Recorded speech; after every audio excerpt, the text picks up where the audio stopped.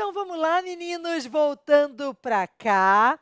Nós, na verdade, agora precisamos entender como é que fica essa situação após a discussão sobre o estouro de urna. Então, quando nós pensamos no procedimento do tribunal do júri, então a gente tem que lembrar que essa sessão de julgamento, ela se inicia, né, veja, instaurada a sessão de julgamento, estando presente 15 ou mais jurados dentre os 25 convocados, menos de 15, já falei, é nulidade, né? Então, presentes mais de 15 ou mais jurados, a sessão é instaurada e agora nós vamos proceder o sorteio dos jurados, não é isso? Dentro do que se insere a discussão sobre as recusas. Então, a gente tem que lembrar que, na hora que os jurados são sorteados, vai haver a possibilidade de recusa motivada ou imotivada. A recusa imotivada é também chamada recusa peremptória, né? Só que ela tem um limite numérico. Então, o máximo de possíveis recusas são 3 por cada parte, certo? Então, o réu A tem direito a 3 recusas, o réu B, se houver, tem direito a 3 recusas, depois o Ministério Público tem direito a 3 recusas. E que o excesso de recusas, pode implicar numa separação do processo, né? Num desmembramento do feito, certo? Que não poderá ser julgado no mesmo mês. Então, o primeiro réu é julgado hoje, o outro réu tem o júri adiado, mas tem que ser um júri adiado para uma sessão da qual não participe ou não se corra o risco de participação de nenhum dos jurados que participou do júri anterior, ok? Mas fato é, né, que nós temos aqui a seguinte situação. Uma vez que foi selecionado, imaginem, já conseguimos compor o conselho de sentença, então o conselho está escolhido, os 7 jurados já estão lá sentadinhos nos seus lugares, agora o juiz vai tomar dos jurados o compromisso. Afinal de contas, gente, nós temos que nos lembrar que os jurados, eles não são juízes, então eles têm que ser investidos na função jurisdicional para aquele ato, ok? Então, o juiz vai tomar deles o compromisso e, a partir daquele momento, eles estarão exercendo função jurisdicional de forma extraordinária, né? Então, o júri, ele tem o que nós chamamos de jurisdição ordinária e extraordinária, porque o júri é formado pelo conselho de sentença, que são jurados, pessoas leigas, que não são juízes, mas que recebem a função jurisdicional para aquele ato, certo? E o juiz presidente, né, que é alguém que detém a jurisdição ordinária, ou seja, que é um membro do Poder Judiciário. Daí a gente fala, no júri a jurisdição é ordinária e extraordinária. Tem uma composição, a decisão vai ser ali uma sentença que nós chamamos de sentença subjetivamente complexa. Os jurados vão proferir o veredito, o juiz vai aplicar a pena, certo? Bom, então, realizado aí o compromisso dos jurados, tomado o compromisso dos jurados, eles são investidos agora na função jurisdicional e, a partir desse momento, começa realmente a instrução probatória em plenário. Então, no primeiro momento, vamos ouvir a vítima, lógico, se for possível, não é isso? Em seguida, a oitiva da vítima, oitiva das testemunhas arroladas pela acusação, a oitiva das testemunhas arroladas pela defesa, aí depois a realização, a oitiva dos peritos, se for necessário, realização de acariações, reconhecimento de pessoas e coisas, etc. E, ao final, o interrogatório. Agora, gente, vamos tentar aqui rapidamente pensar num detalhe importante. Nós sabemos que o artigo, veja só, 212 do CPP, artigo 212 do CPP, ele foi alterado, né? Foi a redação dada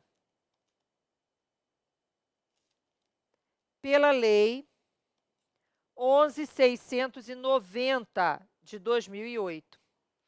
Então, o artigo 212, ele estabelece que na audiência de inquirição de testemunhas, as partes formulam as perguntas diretamente para as testemunhas. Então, diz lá o artigo 212 do Código, que consagrou o que a gente chama de cross-examination, né? Então, as partes poderão formular as perguntas diretamente para as testemunhas, podendo o juiz indeferir as perguntas que considerar desnecessárias, protelatórias, indutivas, repetitivas, etc. Certo? E aí, parágrafo. Após a inquirição das testemunhas pelas partes, o juiz poderá complementar a inquirição. Então, nós sabemos que a regra geral na audiência de inquirição de testemunhas, no momento da inquirição das testemunhas, as partes perguntam primeiro, o juiz complementa depois. Então, as partes fazem as perguntas e o juiz faz a complementação, né? Na verdade, ele pode complementar em nome da verdade real, para esclarecer um ponto que tenha ficado dúbio, etc. Então, esse é o teor do artigo 212 do Código de Processo Penal. O problema, gente, é que o artigo 212, repare, ele foi alterado pela Lei 11.690, mas o procedimento do Tribunal do Júri foi alterado pela Lei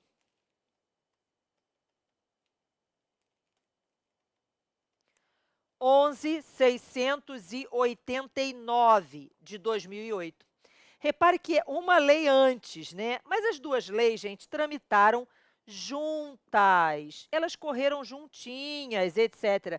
Então, é um tanto quanto estranho você chegar e dizer assim, ah, não, olha só, uma lei é posterior à outra. Não são leis posteriores, não tem lei posterior e anterior aqui.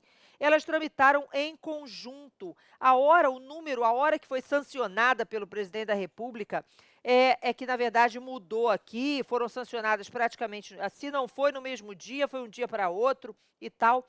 Então, é um tanto quanto meio absurdo a gente sustentar, a lei que altera o regime de provas, né, que alterou o artigo 212, é posterior à lei que alterou o procedimento do júri. Ela não é posterior, são leis concomitantes, não é verdade?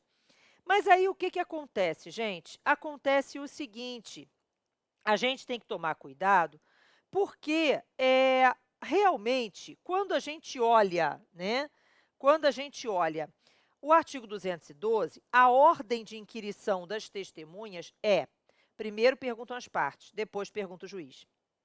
Só que quando a gente vai olhar o procedimento do tribunal do júri, e aí eu vou pegar aqui, estou olhando, peraí que eu vou, estou olhando aqui na lei, veja qual é exatamente o artigo, tá? Na verdade, na hora da inquirição das testemunhas em plenário, olha só a situação. Diz aqui o artigo 473, que é o artigo que trata da instrução em plenário. Então, o artigo 473 diz assim, prestado o compromisso pelos jurados, será iniciada a instrução plenária quando o juiz-presidente, o Ministério Público, o assistente, o querelante e o defensor do acusado tomarão sucessiva e diretamente as declarações do ofendido, se possível, e inquirirão as testemunhas arroladas pela acusação. Para a inquirição das testemunhas arroladas pela defesa, o defensor do acusado formulará as perguntas antes do Ministério Público e do assistente, mantidos, no mais, a ordem e os critérios estabelecidos neste artigo. Então, repare que, tecnicamente, quando a gente olha o artigo 473, que é o artigo específico do júri, o júri, veja, colocou o juiz fazendo a inquirição primeiro. Então, primeiro pergunta o juiz, depois perguntam as partes. Entenderam? Aí surge um conflito entre o artigo 212 e o artigo 473. Mas, na maioria das vezes, o judiciário utiliza o critério da especialidade, ou seja, em relação ao procedimento do júri, o juiz faz as perguntas antes. Mas isso é algo que pode e sempre é criticado. Será que o correto, diante de um sistema acusatório, onde não é o juiz a trazer a prova para dentro do processo, não deveriam primeiro as partes formular as perguntas e depois o juiz, em nome da verdade real, complementaria a inquirição? Então, sempre vai haver aqui uma discussão, né, em torno desse tema. Então, o juiz deve, no júri, a gente vai cumprir exatamente a lista aqui da lei, primeiro pergunta o juiz, depois perguntam as partes, ou, né, no júri eu devo também, utilizando o critério do sistema acusatório, a ideia de que o judiciário ele vai produzir prova apenas complementar, veja, não deveria perguntar por último. Então, surge essa discussão, é uma discussão que a gente tem que ter atenção, ela pode surgir na hora de uma prova, certo? Mas você sabe que, pelo critério da especialidade, a gente aplica para o júri o que está no artigo 473, ok? Fato é, gente, que chama a atenção, é o parágrafo 2º, presta atenção no parágrafo 2º do artigo 473, diz assim: os jurados poderão formular perguntas ao ofendido e às testemunhas por intermédio do juiz. Então, reparem, as partes, e isso mesmo antes da reforma de 2008, no júri era a exceção. As partes no júri formulam as perguntas primeiro, direto, primeiro não, direto. Então, as partes fazem as perguntas diretamente para a testemunha. Agora, os jurados, quando quiserem formular alguma pergunta para as testemunhas, vão encaminhar essa pergunta por escrito para o juiz e o juiz faz a pergunta. Ficou claro? Isso por quê? Por conta da íntima convicção, da incomunicabilidade, do sigilo das votações. Eu preciso preservar para que não se saiba o que está pensando o jurado. Então, quando o jurado tiver uma pergunta, o jurado vai escrever essa pergunta, vai entregar ao oficial de justiça, o oficial vai entregar para o juiz e o juiz faz a pergunta pelo jurado. Ficou claro? Tranquilo, gente? Então, isso é importante, a gente precisava falar. Mas aí, voltando, então, reparem. Então, primeiro, a oitiva da vítima, depois a oitiva das testemunhas, vamos ouvir peritos, realizar cariações, etc. O interrogatório será realizado e agora a gente precisa tomar cuidado com dois aspectos importantes aqui. Deixa eu tirar tudo isso daqui. Repare que o interrogatório ocorre por último, a lei já faz essa previsão, certo? Mas eu preciso que você se lembre de algumas coisas. Esse réu tem direito ao silêncio.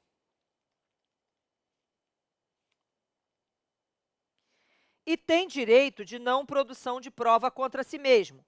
Dentro do contexto do direito de não produção de prova contra si mesmo, o réu pode não ir, não é isso? Então, ele tem o direito ao silêncio e o direito de estar ausente.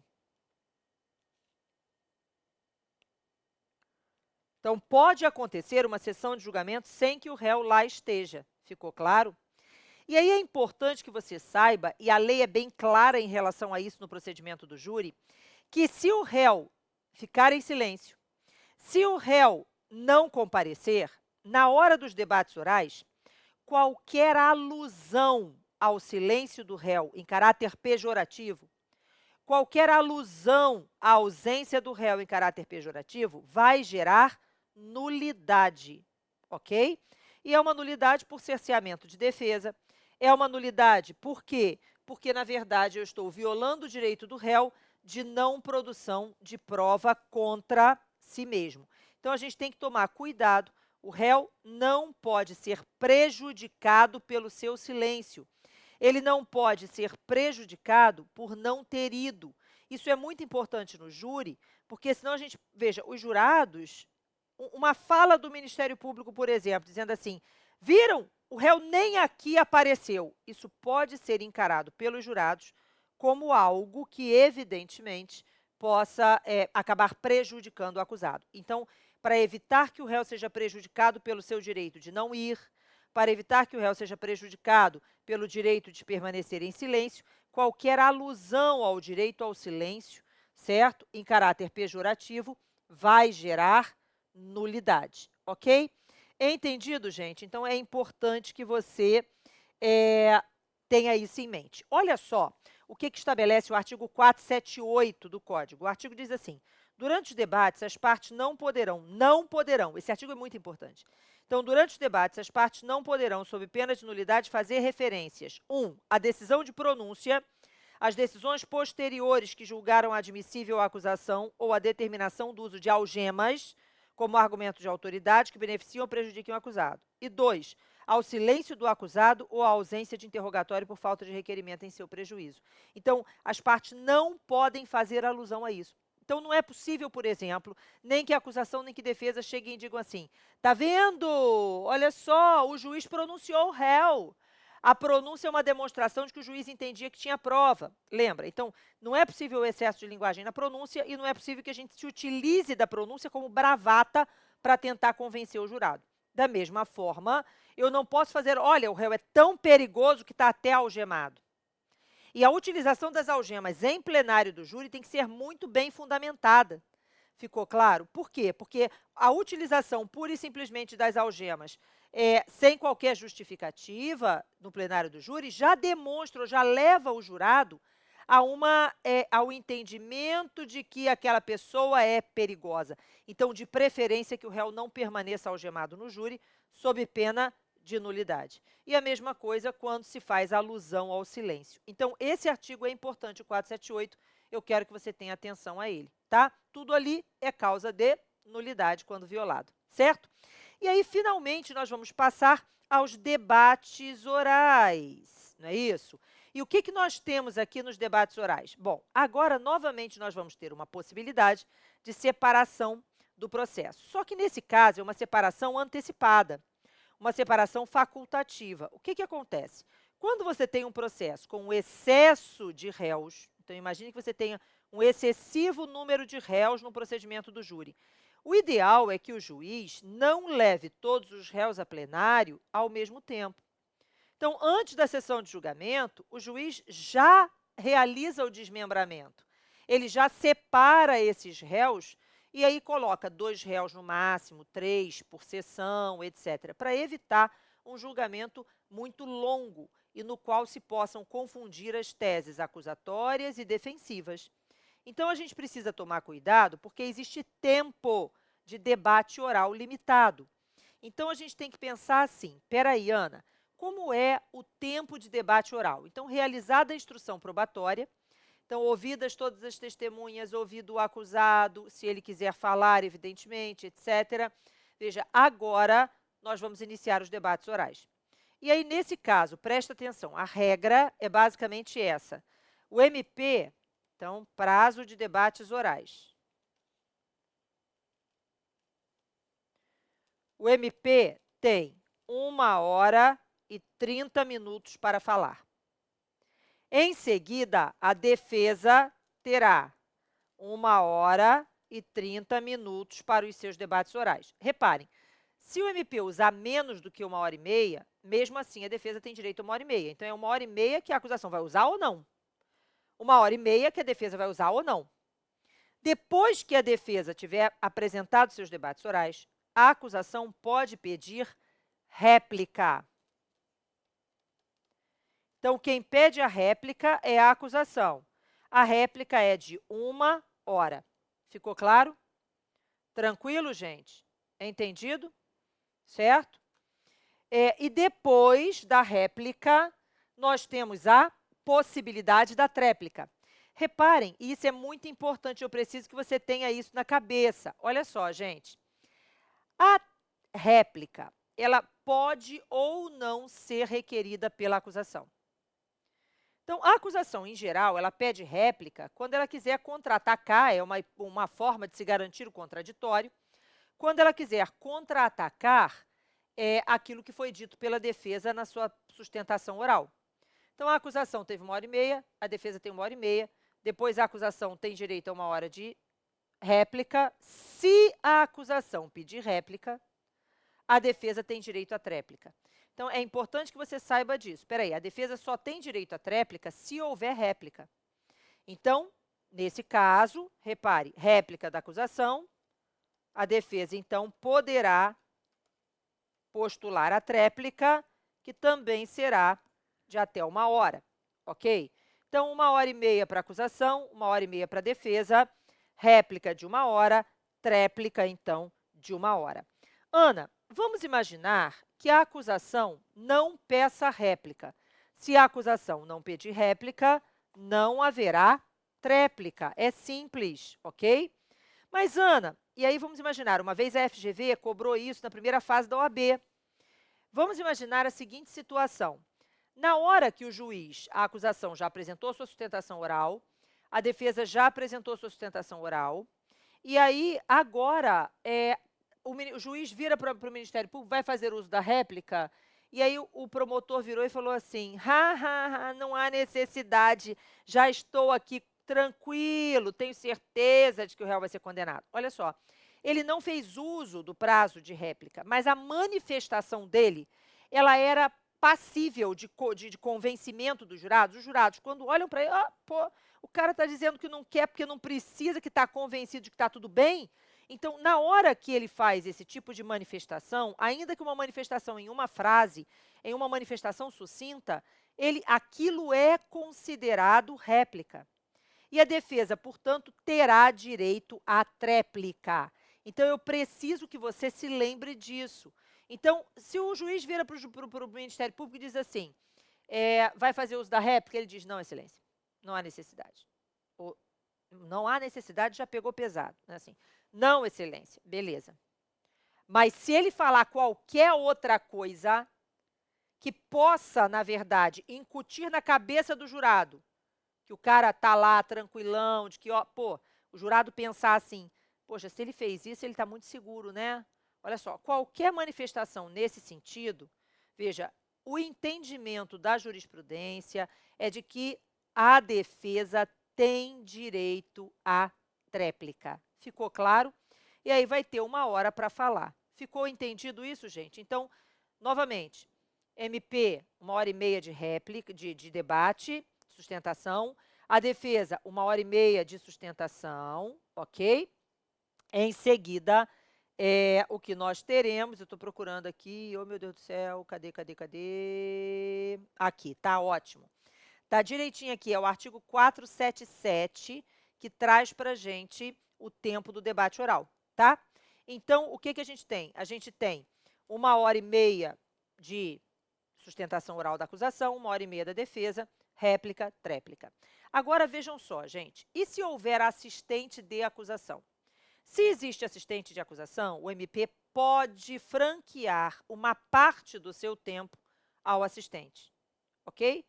Pode, não tem que, mas pode franquear uma parte do seu tempo. O assistente não tem um prazo autônomo, ok? Então, o MP vai ter que destinar um pedaço do tempo dele para o assistente de acusação falar, se ele concordar, ok? Mas agora eu quero que você preste muita atenção nesse detalhe. Esse exemplo aqui é quando eu tenho um réu. E se eu possuir mais de um réu? Vamos voltar, espera aí. E se eu tiver mais de um réu? 2 ou mais réus. Então, vamos pensar como se fosse 2 réus, tá? Porque senão eu vou ter que ficar colocando aqui um monte de réu, não dá. Então, se eu tenho 2 réus, agora a situação é a seguinte, tá? Vamos prestar atenção para a gente entender.